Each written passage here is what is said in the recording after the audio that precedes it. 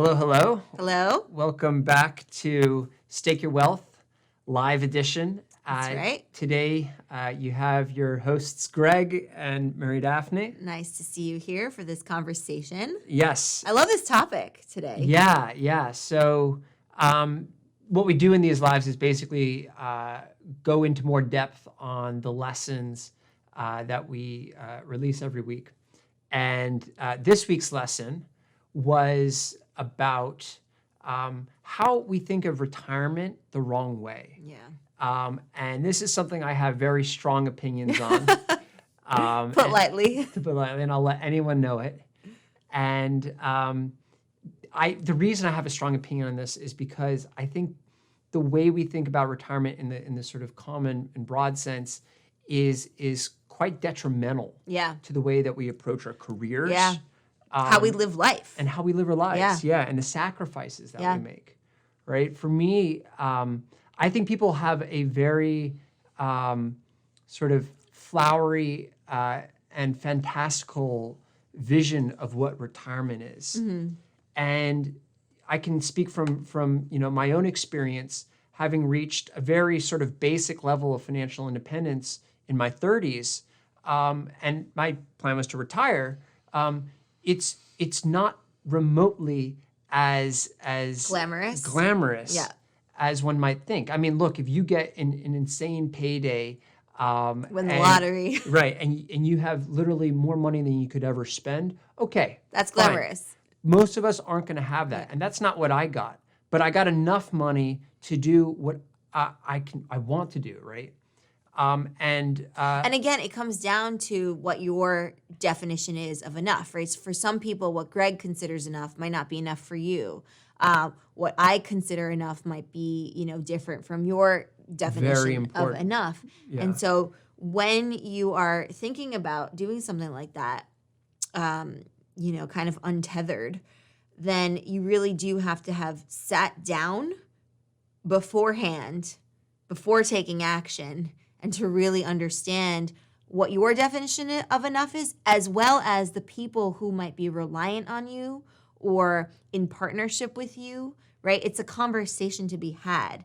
And perhaps it's like also figuring out a sort of like a more communal definition of enough for everyone involved, like an entire family, essentially. Definitely. Right? And that's a very important topic of its own, right? Understanding what enough means. Yeah.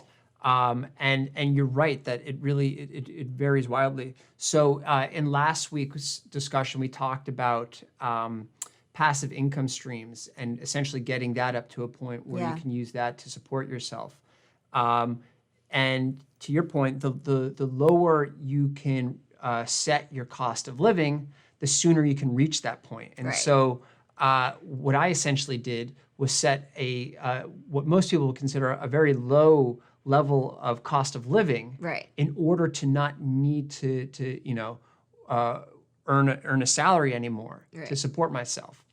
And this is a very big conversation, a very big topic under the title of financial independence or early retirement. Right. So if you're interested in that, I mean, we're going to be talking about that a lot on this channel, but there's also just tons of information on that on the web. Yeah. But to focus really specifically into the retirement aspect of it, the issue is that a lot of people think of retirement as this thing where you need to be old, and once you retire, you can't do anything. You're not allowed to work. You're not even allowed to lift a finger in the name of work. Yeah, it's crazy. I mean, to be honest, it really shouldn't be called retirement. Like maybe that's what you just described, right? What a lot of people envision as retirement. Through like the societal like expectation of retirement, so to speak, could be reserved for that definition. But like for someone, and I think we're going to get into this in this conversation, for someone who maybe switches gears, starts their own thing, is still working, but is for all intents and purposes retired from the workforce, it's not really retired, right? Because retired just means like you sit around and don't do work. Well, yeah, that's my problem with that. Yeah, word, I agree. Right? That's the implication. Totally, I'm on the same page as you. I think of retirement instead as essentially you've reached a point where you don't need to sacrifice your health, your sleep, other important aspects of your life in the name of earning money, right? Before you get to that point, you do have to make some sacrifices, right? You do have to show up to the job on the time they say you have to show up. Paying your dues, so to speak. You got to build up your war chest. Yeah. But if you're following, a lot of the principles that we've discussed here in terms of taking your salary, investing it, and developing this passive income stream, you will eventually reach a point where that is large enough to support your expenses. Yeah. And as we discussed earlier, the lower you set the bar for what it means to cover your expenses, the sooner you'll reach that point. Yeah. And so the point I ultimately wanted to drive home in the video was that you can start your retirement now, right? And it doesn't mean you stop working. In fact, it explicitly doesn't mean that, right? It explicitly means you have to keep working, but you start doing it on your own terms. Right. And you start planning it out, right? Like when you finish that, end that chapter in your life, like what does that new chapter look like? What do you hope to be doing with your time during that like phase of life? Right. Right. And the important part is that these phases overlap. Yeah. And that's why I say start today. You may not have even saved up $1 for retirement yet. That's okay. I still want you to start. And what I mean start is I want you to start to build up these alternate sources of income, right? I want you to start to decouple your life from your job. You still want your job. You still want to use that to funnel the resources into your war chest. Yeah. But start setting up alternate uncorrelated streams of income that you can use to supplement your salary. Build those up to a point where you no longer need your employer to pay the bills, to keep a roof over your head, right, and to feed your family. When you can sort of release yourself from that obligation, Yeah. you can start to instead, spend your time doing the things that you're more passionate about, and things that you start to sort of you create a situation where you're earning money on your own terms as opposed to your employer's terms. And you might not have to answer to other people or the people that you may not want to be answering to, just for the sake of earning your keep, right? Yeah, and that's really what I mean by retirement, right? It's freedom. It's essentially financial freedom, right? It's freedom from spending your time in a way that someone else says you have to spend your time, and we can get there a lot faster. And it really just takes an attitude shift, and it takes a skill shift, right? From learning to be told what to do, instead starting to do things on your own without that top level direction, right? And starting to forge your own path. Yeah. And when you start to do that, you create this independence that you can use to build your foundation of retirement. Yeah, and I think, it's something I've said before, but I think, really honing in on developing new skills can really work towards your goals. So if you might have this idea about maybe starting your own thing one day, but you don't really know what skills might apply to it, well, think about the skills that you already have, but also think about what are the gaps in your knowledge up until now that you could really benefit from filling those voids. Totally. Yeah, the skills development part of this is so important. Yeah. Because those are what are going to enable you to do the kinds of things you need to do to build up your own income streams. Right. So that's crucial. And the best part is you can do that while you're still fully employed. Right. You can start to learn, if you're into coding, you can learn how to code, right? If you want to build stuff. If you want to learn how to design, right? Even if you're an accountant, you can on the side learn all these different design skills. It's all free online or at a very affordable price. You can learn these skills and start to develop that practice on the side. And eventually you build it up and you build up multiple versions of this. And before you know it, the salary becomes the sideshow because your side business has become your main business. Right. And for other people, like it might be just, a need to kind of hit pause and maybe do a little bit of travel or switch gears for a little bit. And that's not to say that you won't go back to your 9 to 5 before retirement, but you can retire sort of intermittently and do things, right, to help you understand maybe like what you ultimately want to be doing.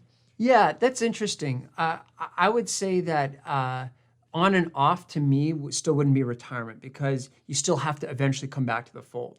But what that could do is give you the space to explore your passions. That's what I'm thinking. Right? So I'm thinking of a situation where somebody is a little bit burnt out or kind of like getting kind of stale at what they do, and they're enticed by the idea of maybe retiring, but they don't want to fully let go of their job. So maybe they take a gap year or one of those like years abroad kind of thing. To explore something else or to get things going. Yeah, to get things going. Yeah. Just knowing that you can go back to it if it doesn't work out the way you had anticipated. Yeah, I think that's great. Right? Definitely. It's more so that. Yeah. And an alternative or sort of a different version of that would be to sort of start to pare down your hours at your main job, right? Yeah, or work remotely. Work remotely or work 3 days a week and use the other 2 days to start to build up something else. These are all things that can be negotiated, that you can use to start to develop that foundation for retirement. Yeah. And once you start that process, it's just this incredibly liberating experience, I find, because it gives you this new sense of purpose to work toward. I think the one challenge, though, is that for people who don't know what they would do at that time and who treat it as not really like a retirement in the current definition of it, like the societal definition, but more as, starting something of their own, skill development. Like, what would you say to somebody who kind of wants to do that but has no idea like where to start, or just even really that they don't know how to do it or that they even want to, right? What would you say to somebody who who is happy in their 9 to 5? There's nothing wrong with a 9 to 5, right? And that's something you can keep for the rest of life. You can be retired, in my definition, and still work a 9 to 5 if you love doing that. The point of the retirement is to sort of develop this financial independence so that if you quit, if you got fired, whatever, it would make no difference on how you live your life. That's the key. Yeah. So by all means, continue working that 9 to 5. If you aren't at that situation, right, you're in your 9 to 5, but you don't have that sort of financial the foundation. My suggestion would frankly just be start to mess around on these free courses, right? So develop your skills. Yes, but before you develop skills, because that sounds like a very deliberate practice. Yeah. What I'm saying is take a few of these courses, not with the intent of developing the skills, just out of curiosity, but just to see if any of it resonates with you, and just rotate through different categories, right? You have computer programming, you have design, you have accounting if you're not an accountant, you have all kinds of different just like see what strikes your specializations within those industries. Right. Start to play around, see what's fun for you, and eventually you'll land on something that video production, right, sound engineering. Gosh, there's so many different things that you could go into that aren't what you're doing currently. Yeah, so really exploring like your options and not being afraid to explore those curiosities. Yeah. And if nothing comes to mind, then just like Greg said, mess around online and see what you come up with. See if there's anything that like resonates with you. Take advantage of the YouTube algorithm, right? If you just give it a seed, right? So just choose a topic at web design, and then watch a video or two, and then see what else pops up in the recommendation algorithm. It'll start to sort of, you can even use that to plot your path. There's an endless sort of pool of content that you can draw from for inspiration. Right, and I think the other thing that I'll say, sort of to answer my own question, is what I would also do is do things that I enjoy, right? So if like, I don't know, working out is something I enjoy, which it is, maybe just like spend a week just like trying out different workouts, and maybe you get an idea out of that, that comes from that week of working out, like just trying all these different things. And you come up with like the next class pass, or you come up with, a new YouTube channel with certain types of activities, or right? It's just amazing when we release that like stress in our minds. Like I'm thinking of like a stress button. We release it. Yeah. We can just like kind of like just do what we really enjoy. But the key is doing something like active. And right? and it's not just releasing the stress. To me, it's also turning off that sense of obligation. Oh, that's good right? too. There's that sense of obligation I find can be a very constraining sort of force on your mind that really narrows your sense of possibility. Once you switch off that sense of obligation and instead you're doing it because you want to, because it brings you joy. Because it brings you joy, you enter a whole new level of productivity and progress that I don't know, it's hard to otherwise experience. Yeah. All right, so lots to unpack there. Yeah, we can keep going on this. This is a theme that will come up very frequently on this channel. But you got to start the conversation somewhere. Definitely check out the video if you haven't seen that already, because that's a more sort of put together and coherent encapsulation of what we're discussing here. But our objective in this conversation was just to sort of expand on some of this and chit chat about it. Yeah, put some food for thought out there, and we'd love to hear what you guys think and for you to weigh in on what we've expressed here. So that's right. Thanks for joining us. Thank you, and we will see you in the next lesson and live stream. Yes, indeed. Happy wealth taking.